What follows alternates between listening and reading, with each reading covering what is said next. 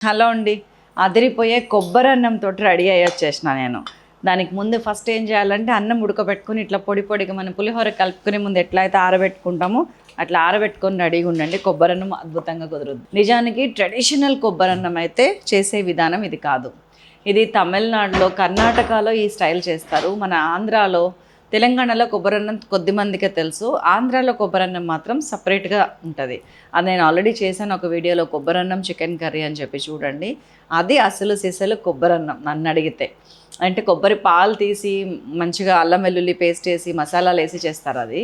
ఇదేంటంటే ఇది ఒక టైప్ ఆఫ్ కొబ్బరన్నం. ఇది కూడా చాలా బాగుంటుంది. Tamil Nadu, Karnataka style as a set, కానీ బాగుంటుంది, చాలా బాగుంటుంది. చేద్దామా మరి? కావాల్సిన ఇంగ్రీడియంట్స్ ఏంటో ఒకసారి చూద్దాం. వైట్ రైస్, పచ్చి కొబ్బరి, కరివేపాకు, కొత్తిమీర, లవంగ, చెక్క, యాలుక, అల్లం వెల్లుల్లి, ఉప్పు, షుగర్, పచ్చిమిర్చి, మిరియాలు, జీడిపప్పు, ఆవాలు, జీలకర్ర, మినప్పప్పు, శనగపప్పు, ఎండుమిర్చి, నూనె, నెయ్యి. స్టార్ట్ చేద్దామా చేయటం? కర్ణాటకలో అయితే ఈ ప్లేస్లో కొబ్బరి నూనె వాడతారు. మనం మంచి నూనె వాడదాం, పల్లి నూనె. ఒక 4-5 టీ స్పూన్స్ పల్లి నూనె, 1 టీ స్పూన్ నెయ్యి. బాగానే వేస్తున్నా. ఓటుకుండకి నీళ్ళు పెట్టినట్టే ఉంది. అది నిండదు ఎప్పటికీ. ఇది కట్టలేము. మనం వేస్తూ ఉంటాం, కింద నుంచి మంట లేకపోతే ఎట్లా కాలుతుంది. మనకి మెయిన్ ఇది మొత్తం ఎందుకు కావాలి అంటే, ఈ ఇంగ్రీడియంట్స్ అన్నీ ఫ్రై అవ్వటానికి నూనె, నెయ్యి కావాలి. More than rice. అదంతా కోటింగ్ లాగా రైస్కే పట్టుకుంటుంది కాబట్టి టేస్టీగా ఉంటుంది. ఆయిల్ కాగింది. సో ఆవాలు, జీలకర్ర, 1/2 టీ స్పూన్ ఆవాలు, ఒక 1 టీ స్పూన్ జీలకర్ర. అండ్ ఇది ఒక్క యాలుక, 2 లవంగా, చిన్న చెక్క ముక్క అండి. అసలు ఇది చాలా మంచి వాసన వస్తుంది మొత్తం రైస్కి.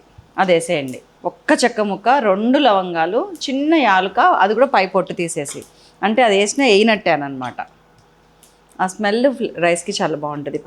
మినపప్పు 1.5 టీ స్పూన్, పచ్చిశనగపప్పు 2 టీ స్పూన్స్, అల్లము ఇట్లా తురుము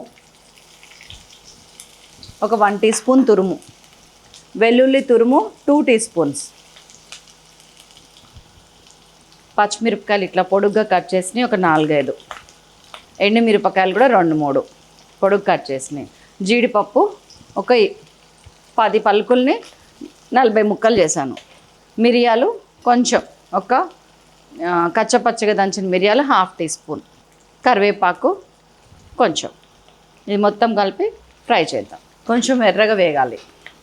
ఇదిగోండి ఆల్మోస్ట్ వేగినట్టే. ఇప్పుడు నేను ఒక కొబ్బరి చిప్ప వేసేస్తున్నా. పెద్ద కొబ్బరికాయ సగం చిప్ప, లేదు చిన్నది తీసుకుంటే ఫుల్ కొబ్బరికాయ మొత్తం తీసుకోండి. సిమ్ చేస్తున్నాను. సో కొబ్బరి కూడా వేసిన తర్వాత జస్ట్ ఒక 1 మినిట్ ఫ్రై చేయండి చాలు. ఇప్పుడు దీనికి సరిపడా ఉప్పు. కొబ్బరిలో ఉప్పు ఉంటుంది, కొబ్బరిలో తీపి ఉంటుంది. అది 2 దృష్టిలో పెట్టుకొని మనం నెక్స్ట్ వేసే 2 ఇంగ్రీడియంట్స్ వేయాలి. కొంచెం ఉప్పు కావాలంటే ఎప్పుడైనా వేసుకోవచ్చు. నేను ఒక టీ స్పూన్ మీద పావు అంత వేసిన, 1.25. అండ్ 1 టీ స్పూన్ షుగర్ వేస్తున్నా. కొబ్బరిలో తీపి ఉంటుంది, కొంచెం వేస్తేనే బాగుంటుంది, బ్యాలెన్స్ అవుతుంది. ఇప్పుడు నేను రైస్ యాడ్ చేసేస్తున్నాను. ఇందాకనగా సిమ్ చేశాను, ఇప్పుడు ఇదంతా సిమ్లోనే మంచిగా కలపండి. మీరు వేడి అన్నంలో ఇది కలిపారనుకోండి, అన్నం ముద్దయిపోతుంది. సో ఇట్లా చల్లారిన తర్వాత మాత్రమే ఇందులో వేసి కలపండి. తర్వాత వేడెక్కినా పర్వాలేదు. మొత్తం అంతా కలపండి. దానికి కనీసం 1 నిమిషం పట్టబడుతుంది.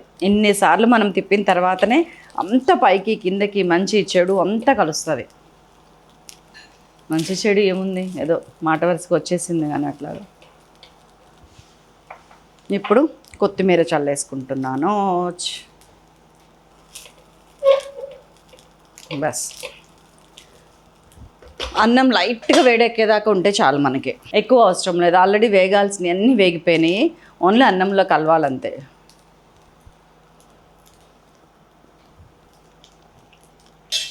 సూపర్, పర్ఫెక్ట్, అన్నీ కరెక్ట్గా సరిపోయినాయండి. మీకు ఏది కూడా వేలెత్తి చూపించేటట్టు లేదు, ఉండదు. అంటే ఉప్పు ఎక్కువైంది, కొబ్బరి ఎక్కువైంది, అది వేలెత్తి చూపించడం అంటే. తాలింపు ఎక్కువైంది, ఏదైనా ఎక్కువ అవ్వచ్చు. అలా ఏది లేకుండా బ్యాలెన్స్డ్గా ఉంది, చాలా సెటిల్గా ఉంది. కట్టేసాను స్టవ్ నేను. మన కొబ్బరి అన్నం అయిపోయింది. మీకు నచ్చితే కనుక వెంటనే చేయండి. పిల్లలు అన్నం మిగిలినప్పుడు చేయండి. పద్దాక పులిహోర లేకపోతే ఇంక పోపు అన్నము అది కాకపోతే ఏదో తాలింపు అన్నము, అది కాకపోతే ఫ్రైడ్ రైస్, ఎగ్ రైస్ ఇవి కాదు. కొబ్బరి అన్నం చేయండి, క్యాప్సికమ్ రైస్ చేయండి, మన దాంట్లో ఉంది. వెరైటీగా ఇట్లా ఏమన్నా చేయండి. సోయా చంక్స్తో పులావ్ చేయండి, పన్నీర్ ఫ్రైడ్ రైస్ చేయండి. పిల్లల హెల్త్కి మంచిది, అన్నిటికి మంచిది. పాలకూర కిచిడి చేయండి, నెక్స్ట్ లెవెల్ ఉంటుంది. చేసేయండి. నాకు కామెంట్ కూడా చేయటం మర్చిపోకండి.